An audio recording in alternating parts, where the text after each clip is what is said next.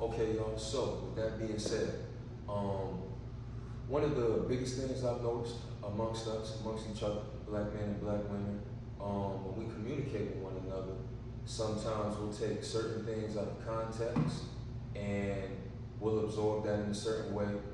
For instance, a husband may relay some information to his wife, or vice versa, and the way it was delivered, the way it was said, if what was delivered stems from something that was going on negative in the relationship or whatnot, whatever shape or form, a lot of times things will be taken out of turn, taken out of context.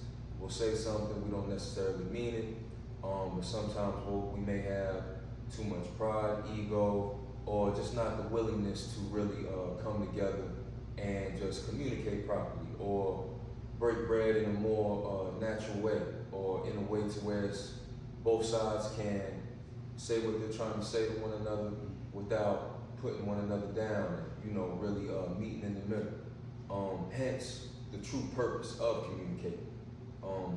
I think we need to make new rules or come up with different strategies or ideas to where we're not so at odds with one another because we're trying to communicate with one another in regards to whatever shape or form. Big stuff. I think that we do need new rules, right? And I think it's mainly that we don't necessarily know the rules that are already made. I think communication, right, is all about a chemistry of things, and we know like a chemistry is a formula. There's a formula to communication, and everybody has their own chemistry per se, right? So when you're talking, I was just thinking, I was like, man, the balance of that formula is where are you communicating from, right? Some people can be communicating from their brain in a logical perspective. Some people can be communicating from their heart, from emotional aspects. Some people can just be in their feelings and communicating from their sleeve, and then where you receiving it at. You could literally be communicating with your mind, and your partner who you with is communicating with or receiving in their heart. So you have a logical conversation with someone who is receiving in an emotional way. There's literally a chemical imbalance. The chemistry is off in that conversation, So I think it's about more of really seeing like where your lady's coming from, or like what she, okay, did she think this through? Or is this just like, oh no, she feeling this? Or, like, man, this is really heartfelt. She's really passionate about this. And cause you could be like, yeah, I feel all that passion, but like I'm thinking in that's not gonna lead to where, we need to lead, or, even if it's just regular communication, like I feel this way, it's like knowing where they're coming from is very important. Yes. Okay, so where the communication is coming from, in a sense. Is it coming from the heart? Is it coming from the mind? Is it coming from a place of positivity? Is it coming from a place of negativity? I think these things are all factors that go into the communication itself and how we're communicating with our partners or with our black men and with our black women. Big stuff. With that being said, my man, a lot of times with black men, for instance, it feels like the weight of the world is on our shoulders a lot. Everybody else can go out, make mistakes, we can't. Everybody else can go out and be a half version of themselves, to whereas black men, we kind of have to perform at tip top in almost every facet we're in, simply because of, the stigmas and, things that have hindered our people leading up to this point. Without touching too much on that and staying on topic, I know a lot of times we'll say things not meaning like I spoke about earlier. Me and you both relate in this aspect, both black men, you know, trying to provide for our households and be leaders to Right. those who are coming up after us. Sometimes we might communicate with our spouses or partners. They may receive something in a derogatory or a negative way.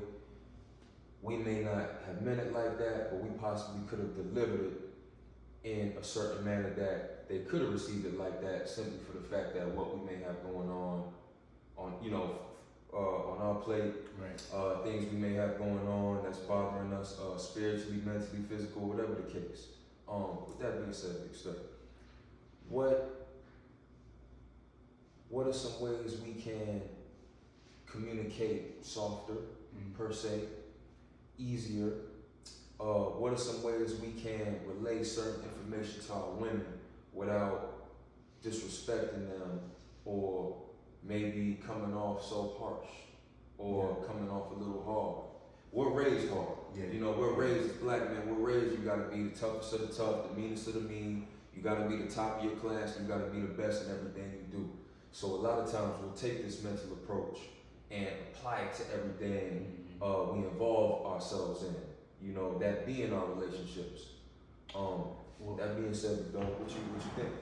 Well, that was you led us on the journey. So I really want to address what you said at first and like how we get to that better communication, right? Okay. So I think just as black people in general, that there is a tip-top shape that we must be in, like even black women, right? And I think in terms of communication. So listen, this is where I'm taking it from where you started, because all this is communication, right? Okay. So we all have to be in this tip-top shape. So it even changes the way, not that we even perceive ourselves, that we perceive each other. And a big part of communication is perception, right? So if I come off to perceive to be okay, and okay, I got the world on my shoulders today, but I'm still giving the perception of being okay, but not communicating from a place of being okay, that delivery can be off, right? So I think it takes, and vice versa, I think it takes the maturity on both people's parts, and then to have the willingness, right? There's a lot of factors in this chemical bond that we're talking about communication, right? And there is perception. There's the willingness to hear, right? And then there is understanding where it's coming from, bringing it all back in. Like there's the understanding of okay. In the Word of God, it says it as knowledge, wisdom, and understanding. You have the knowledge of what's going on, the wisdom of how to handle that situation, but the understanding of where everyone stands within the situation, so that you can give a God-like answer. I think that we've been giving ourselves these. Because of the high standard that we have to be at, we've given ourselves these God-like responsibilities, or these God-like, these big attributes, to where, back in the day, it wasn't up to like, oh, women's like, I'm a boss, we give these grandiose like perceptions of ourselves, where you're talking about being more gentle and being more, but if we as a people, right, could have the space to be more vulnerable and humble, I think that our communication would actually adapt to this vulnerable and humble space, instead of us as black people always giving this, hood rich, big dog perception, or like, this just the different attributes that we feel we have to maintain to be quote unquote black. You know what I'm saying? I think those factor into a lot of Now we are these things, right? But having to always portray these standards rather than being like, hey, whew, I moved the world yesterday, but today the world is like, whew, on me. You know, I'm carrying it instead of pushing it. You know, those moments should be more respected, so that it's not later on. Yeah, you remember that day you was weak that one day, you know, you was, and then remember whoop happened, you know, to where those actual gentle conversations happen to where it's not weaponized. You know? Okay. I think that should be the next, like how we have cancel culture, that's the next thing that we need to weaponize. That's a new rule in the rule that, I mean, the next thing we need to cancel, right? We have to cancel weaponizing people's words or weaponizing people's processes. Yes. You know. So I think that's a solution to being more gentle, because I think people keep that hard exterior in their conversation because they don't know if it's going to be weaponized or not. Okay, sir. If I'm frustrated about a business move not necessarily going through when I wanted it to go through. I'm frustrated at certain things not happening when I want them to happen per se. I'm being bombarded with certain elements that are taking me off my game from a mental standpoint. My woman, my queen, my spouse, something has occurred to where she needs me to be a team player and she needs me to communicate with her due to a circumstance that's going on, right? I'm not in tip-top shape for it, mentally or physically, but I know due to my role within, you know, the household or the family matrix, I'm going to have to perform and kind of force myself into a space to where I can help create a solution for the problem. With that being said, it's kind of hard for me to communicate with my woman at the time. What's something you can offer me, or what's something that I need to be mindful of, or that I can implement to avoid the things we just talked about, coming off too hard, or maybe saying something I don't necessarily mean, or trying to say A, and A ends up being received as B. Yeah. What's something a young black man that's watching could implement? A couple of things. One, and I'm actually going to intentionally use this phrase out of context. Okay. To bring it into context, right? But it says a double-minded man is unstable in all his ways, right? A double-minded man. Double-minded, and people think it, well, you know, there are things that people take to the extreme, right? Like, oh, you double-minded, you just like, nah, it could be. I got three things I'm thinking about right now. I'm not in it, you know. I have things on my mind, you know, and so it creates this. What you're saying is this instability in communication. Like, okay, I got this on my head, I got that on my head, but you know, a wise man said to me a couple hours ago, actually, he said, "Man, you gotta pray. You actually have to pray, right?" And I said that to say, prayer is real because, and that was another thing when I was like, we have these God-like responsibilities that we put on us. Responsibility is not necessarily to have the answer, right? In communication, that responsibility in communication is not always to be right. It is to be clear. Yes. So what I would say a good practice is to be like, you know, hold on, you know, babe, you know, we low-key getting hit at the same time with something. So, you know, instead, I really don't have the answer for you right now, but what we can do is I'll sit down with you and we can both bring this to God, and then we can then probably have a conversation, but what we're gonna do is clear our minds and clear the air, and then step into this to where it's not so much anxiousness in regards to or anxiety around the situation. I'm like, I need you for this, I need you for that. Oh, I got this going on in my head, so I already had an answer. So now I'm anxious. You're anxious because I don't have the answer right away, and now we just like, well, all I'm asking, so it creates this confusion or chaos. So I think the best in that specific situation where like, okay, I went through something in my day, but my lady needed me to be the head of our household at this moment.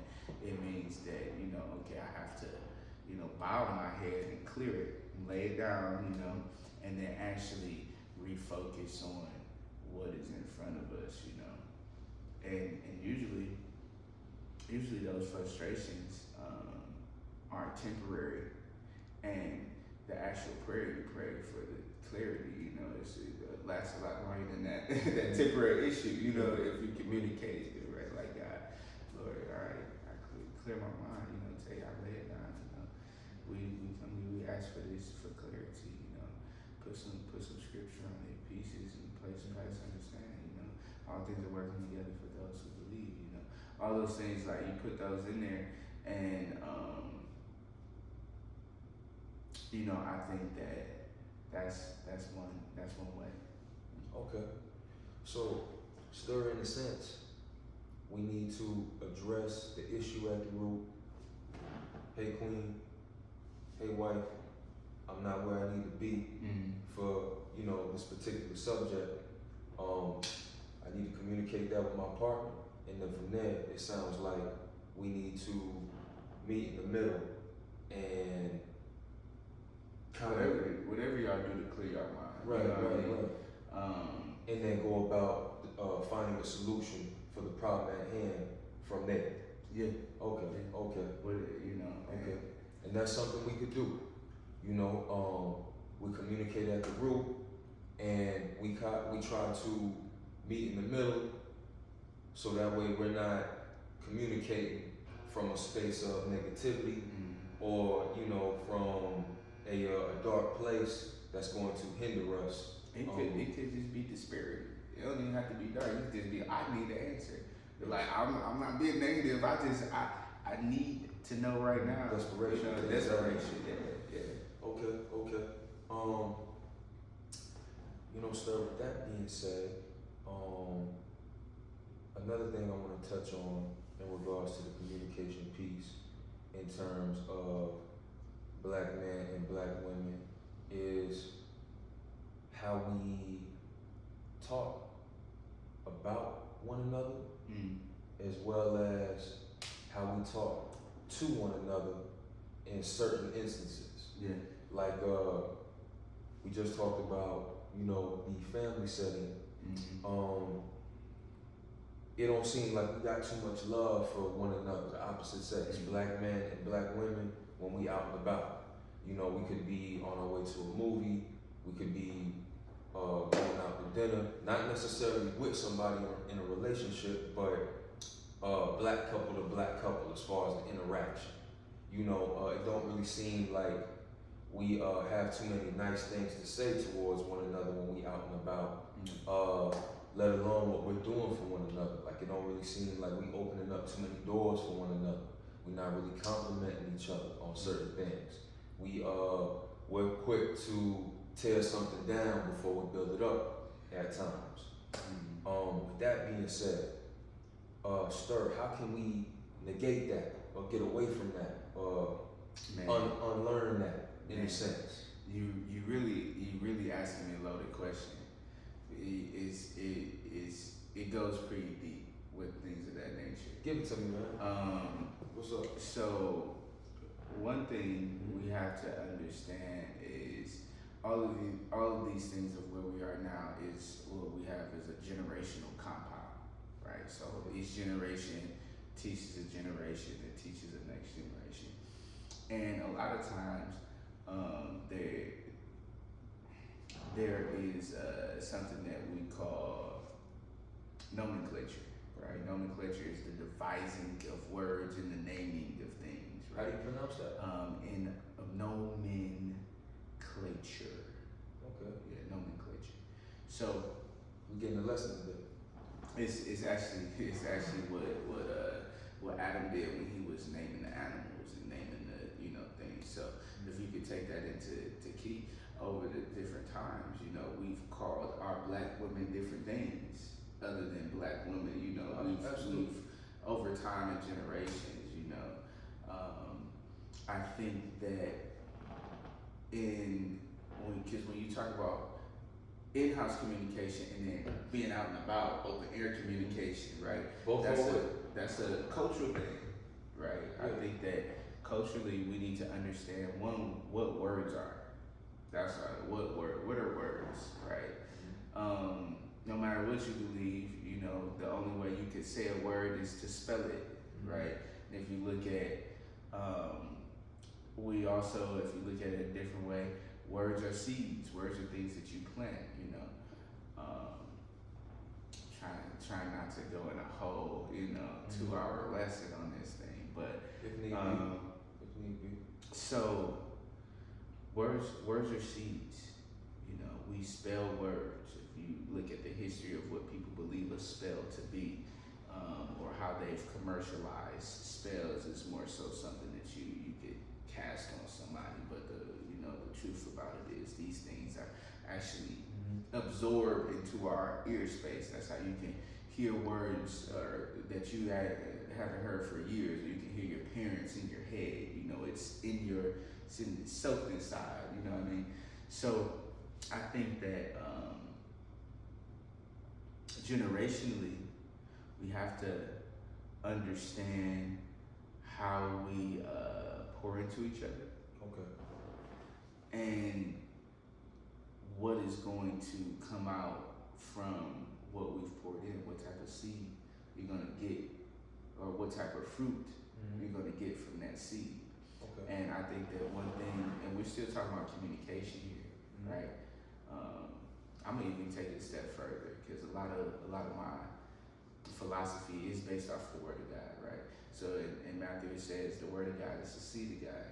If we're made in His image, and He spoke, and then we created things, right? And then put it to the ground, and then photosynthesis process. I'm skipping through it, so I'm saying keywords. So if you take these keywords, you should follow. But we go through this process of photosynthesis on a daily basis. We have this, but it grows into something, right? It all grows into something.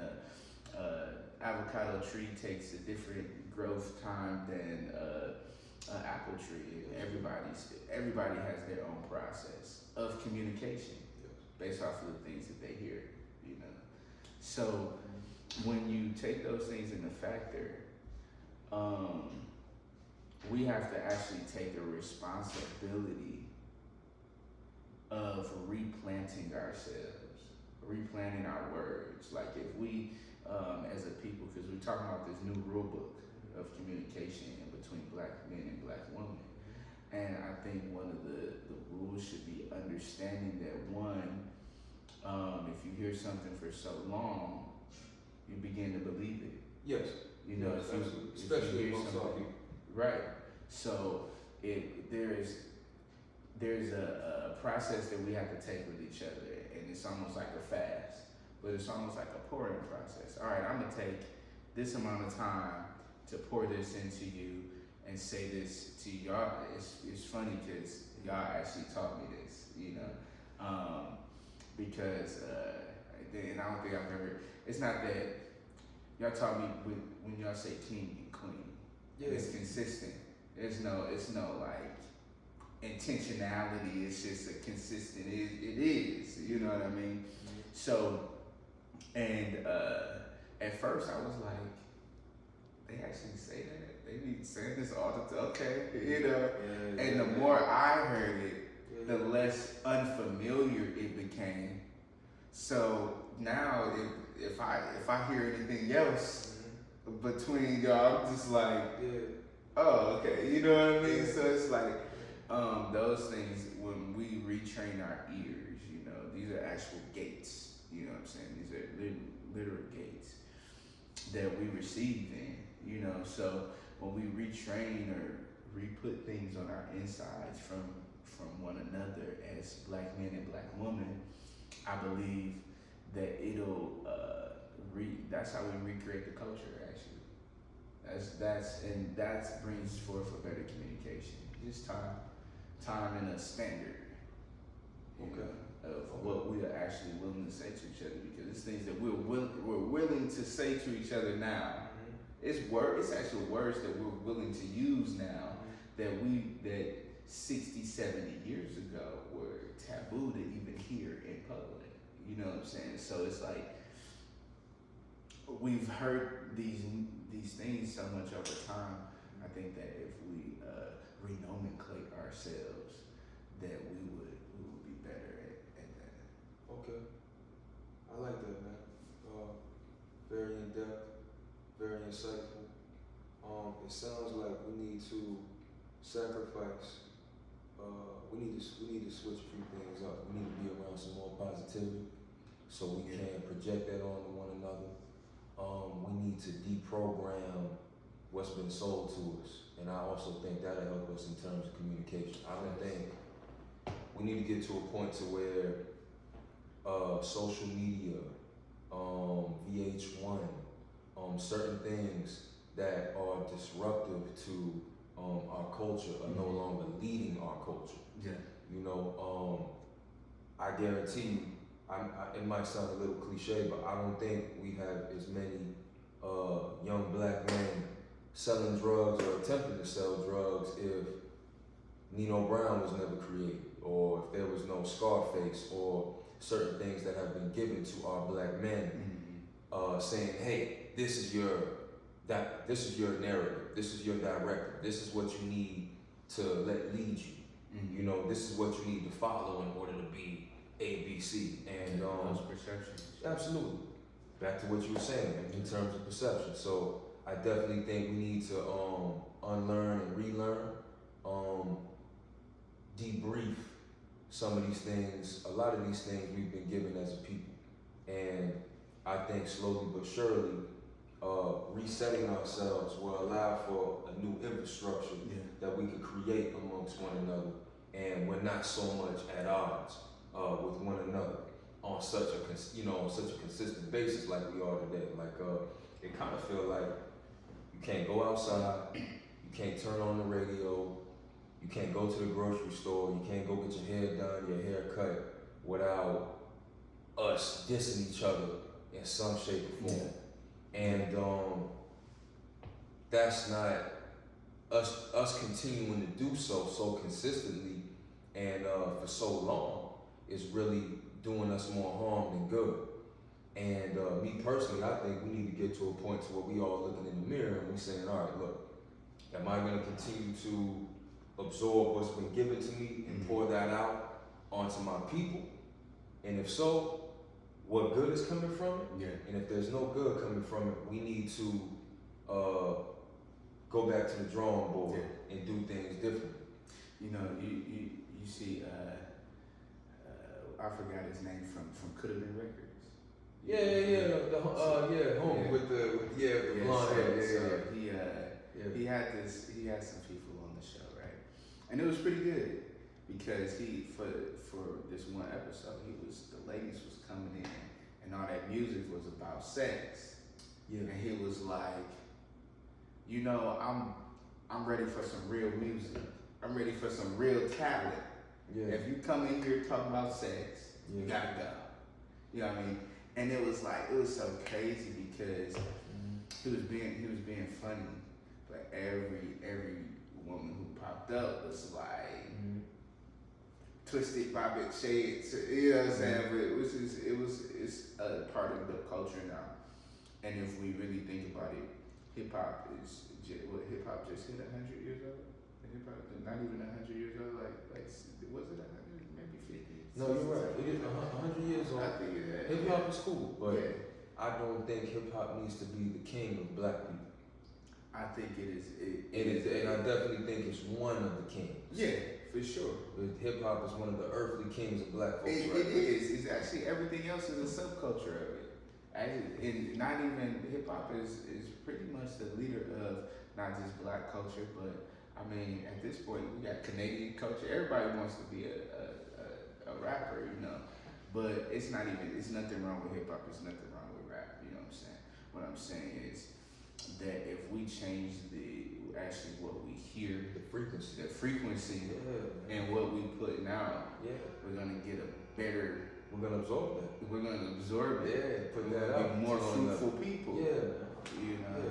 For You know. sure. For sure.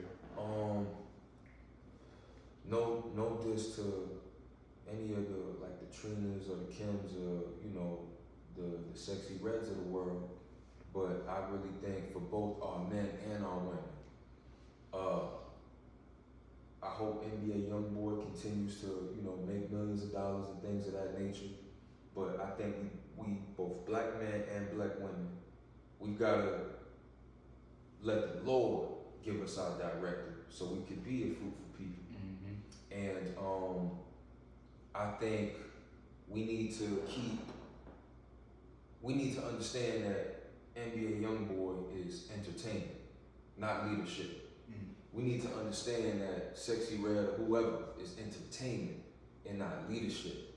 And I think there's, at this point, because everybody just want to be successful and have a 6-bedroom, 10-bedroom, whatever, and want to drive whatever, that a lot of these lines are getting blurred. You know what I'm saying? And now, I think not to get completely off topic, but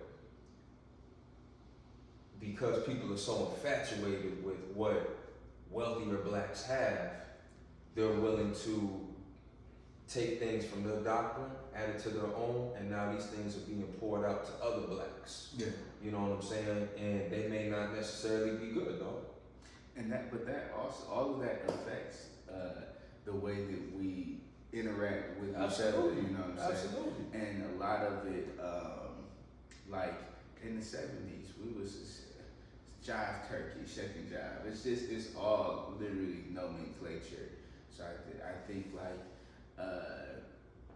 once we like move into a space where I had to explain this to my son because he couldn't understand. He was like, on TV, they woo woo woo. Why can't I? On TV, they was, I'm like, hey, bro, listen, that was definitely on TV. It's Saw somebody jumping out the window. He was ready, like, oh, I want to fly. Nah, bro, he's 5'6", so.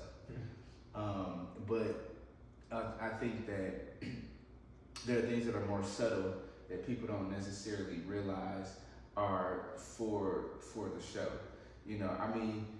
I think as far as communication is concerned, Kendrick Lamar did a great job with explaining like how there are these airs, right, that come into a particular space because we're still talking about the frequency, right? So we have like someone who's not of a particular background, right? Okay. Then you put on this air, and then it's people love this air, but it's a made up air, right? And then we take in this made up air, and then we start believing it to be true. Yeah. So I think even as black men and women, we have taken on a air about who we think we should be, and it's affecting our communication. It's affecting the way we love. It's affecting the way we talk to our kids. It's affecting the way we talk to each other. Even the black woman, black man, black man, your friends, your family. It's affecting all of our. I think that's probably the number one issue we may have in the black community is our communication. We get money. We living good. We doing by the grace of God. By the grace of God. But we doing it, and it's people who not, but that's within every community, culture, right? Yeah. But there's something that's like most will be like, we don't have no family reunions no more. That's true. Well, I know we used to be able to. Everybody was a family, We used to be like, oh yeah, that's them over there. They brothers and sisters. We don't even really have families that are built how the family sector used to be. Like families used to be, you know, even five, six kids was like, you know, just almost the average for a black family, and now we're like down to maybe one or two, you know. And I think it deals with really how we communicate within our homes, how we communicate with each other. At the end of the day, I think it just needs more love. I don't even think it needs more thought. I don't think it needs more. I think we just in general could use more of a genuine, just genuine love within our communication. We love each other better. We're gonna treat each other better. Yeah. And if we treat each other better, we'll communicate with each other better. Yeah. That sounds pretty simple to me. Yeah. It just sounds like we got work to do, my man. I think that's the rule right there. How do you feel about black men protecting black women?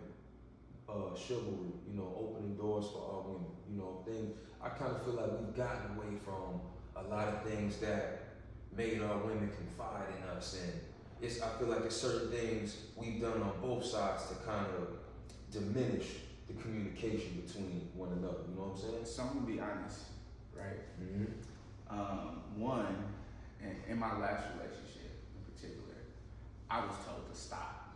Hey, I can get my own door. I got it. You don't have to do that every time. You know, and it's something for me that was never a problem, never an issue. I low key enjoyed it. Like, girl, you so let me go get this door for you, you know. But with this whole, you know, independent woman, you know, like I don't know, it's a movement. You're deterred from chivalry due to. I mean, I don't think it's received well. Chivalry. I don't think that there's a problem with it. I don't think that it. I just don't think it's received the same way that it used to be from black women. I think now if you have chivalry, you looked at like a simp or something. A simp. Okay. You know, or like, oh, he thought, look at me opening that door, you know. But you know, gotta do away with that, y'all. Yeah, we gotta do away with that. It's not because it's no good. Black women actually need to feel protected. They actually need to, and they don't. I don't know if they have the full understanding of when you take away the chivalry, and just it's a covering. Mm-hmm. It's like you don't touch nothing. You don't have to look at nobody. You don't have to just to walk on the air. You know what I'm saying? One, that's a level of honor that I think black women don't necessarily understand. I think it's they've been taught this ideology that, and I think it was with the feminist movement, where like we can do whatever you do. We can, you know. Sounds like you're talking about ages 20 to 35 right now. Would you say? Actually, I think all of this started. No. 20 to 35. Okay, yeah. Age group, yeah, around there. Yeah, definitely 20 to 35. Because, not to cut you off, but I would personally say, it kind of feels like women who are more so seasoned appreciate brothers going out their way to open that door. I think you know so. What I'm saying? Tell them, you know, you don't got to flirt with them, but yo, your lashes are incredible today. Or that's a nice fragrance. So, you know, something small. You know, it don't got to be no stalker, weirdo type stuff, but, you know, just to pour that appreciation into the black woman. This is very true. You know, I gotta give me some friends over 35, because I might be in the wrong age group, you know. Yeah. But from what I've experienced around like 20 to 35 is really not received well. But you know, I see somebody, you know, around that 35 to 50 age range, you know, they definitely are more appreciative and recognized, you know. Sir, what's something we can do as black men? Anything, dog, but simple. Something both me and you could do walking out of that door for a black woman. what's something we can do as black men outside of just me and you? Maybe somebody's watching, they can take this and incorporate it and implement it into what they got going on for others and for black women. What's some ways, 2 ways, we can make our black women feel more protected by our black men? What you think? I think we just ask them. I think, we find, so many things to say, like, out and about, oh, you doing all right, oh, you looking good today, But I've never, and this is something I'll try, it's nothing that I know to be, I haven't tried. Well, I've done it, but, you feeling protected today? You all right? You need anything? Communication. Even if it's if it's that stranger, it might be taken different ways. But I think if we build a culture, like you feeling all right? You all right today? You protected? You know what I'm saying? I think if more of us ask those questions, we'll get a better response. They'll get used to it at some point. What do you think the course of action should be if our woman is in a fuzzy space mentally, spiritually? We're communicating with our words, but she's not really giving me the information I need to give her the results she's looking for whatever reason. So in simple terms, man, I'm asking my woman, does she feel protected or blah, blah, blah, but she's not really telling me what I need to know so I can give it to her. What's another way I may be able to pull that out of her or make her feel protected? How can I get what I'm looking for from my woman or my partner, my girlfriend, my wife, my spouse?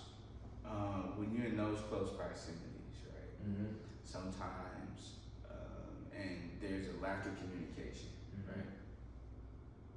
I think the best thing there, and this is just human nature, you know what I'm saying? I do this with my kids. I do this in my household. I sit back and I'm more hands off. I watch, and because everybody naturally, right, they're gonna bring themselves to a place of comfort, even if they just sitting on the phone, they just playing video games, or they just like their place of comfort. And then you kind of just listen. They start talking eventually. They start like, I was just, man, I really want some. It's naturally gonna end a space. You know what I'm saying? Unless it's just bitterness in there, then they might just cut it to you. But if you just sit back, be hands off, and really listen, and eventually they'll tell you what they need in that space, and then you more so like. So if my verbal communication isn't working with my woman, in order for me to get the necessary information from her to help her feel more so protected than what she may currently feel, if she's not giving it to me with her words, you're saying I may need to just let her go to her happy place and just give her time to come and communicate with me, or let her tell me herself in a sense.